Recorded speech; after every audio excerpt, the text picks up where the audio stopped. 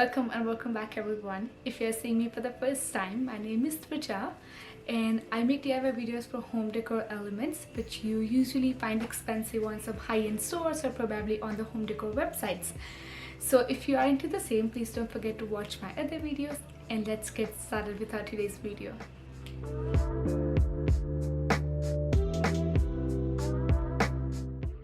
Today's video is about two Western pots which I found pretty expensive on the website, which was for like $75 and $85, and I tried to make it with the supplies that I had at home. It turned out just the way it was shown in the website. It's just that you have to have the perfect shape of the pot, and there you go. So I hope you will enjoy it, and let's get started.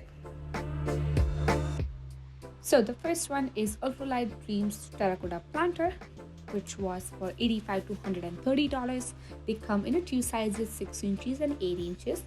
So I had this spare planter in my house, which I started by painting white in the base so that whatever I do in here, it has a good plain base.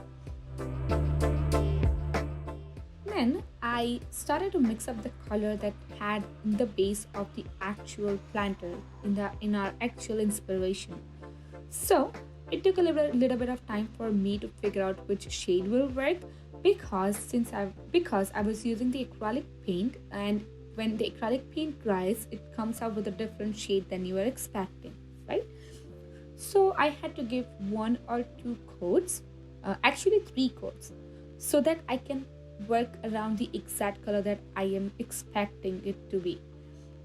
So for the first coat, it was really hard for me to stick it to the planter because in the base I used the oil-based spray paint. So the first coat was pretty tough, but after second and third coat, I was able to achieve the perfect shade that I wanted, kind of a peach shade and a yellow undertone.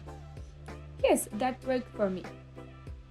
And after that, I started mixing colors which I needed to make the mountains. Western planter was definitely an inspiration for me, but I did not try to copy that. I kind of made my own colors for this. So one was mustard yellow, one was kind of blue, gray, and navy blue. Now, when it comes to layer, you always want to start from the bottom. So whatever I can do on the top layer can overlap the bottom layer, and it looks perfect. So I started by creating pretty big shape mountain. So when I overlap, it comes to the true size. And then with my own imagination, I tried to accommodate color just the way it looks nice and perfect. And always have to make sure that since I was using the acrylic paint, I had to make sure that I make at least 2 coats of every paint. And if there is any kind of mistake happens, there's always a Q-tip. You always have to use Q-tip when the paint is wet, and you're good. And once it's dry, just cover it with the clear Mod Podge and you are good to go.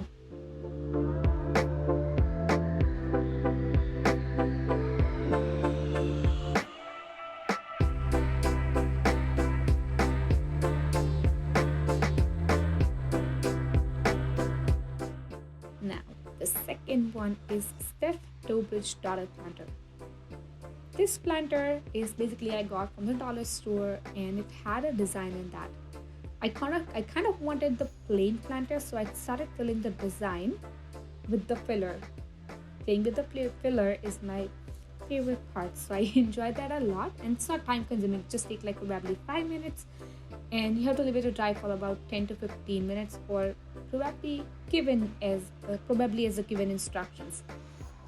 Now, after that, I had a different kind of beads with me. It doesn't matter whichever color you have, we are all going to paint it anyways, so don't worry about it.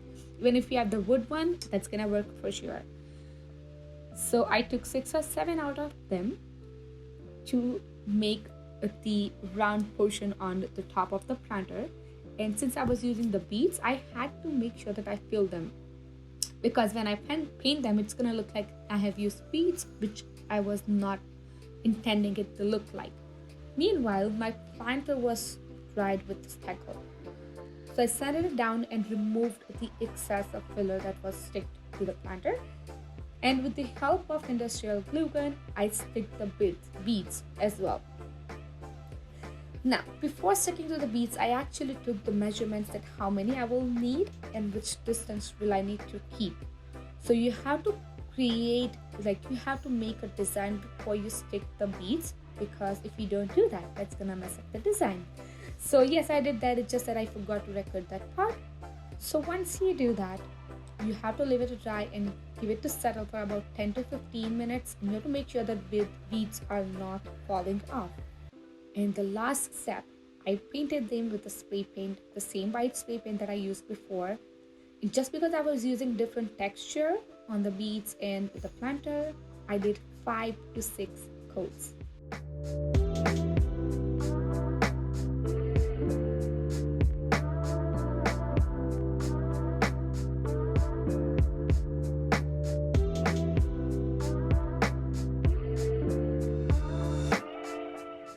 If you are at this part of the video, I thank you very much because you have watched the whole video.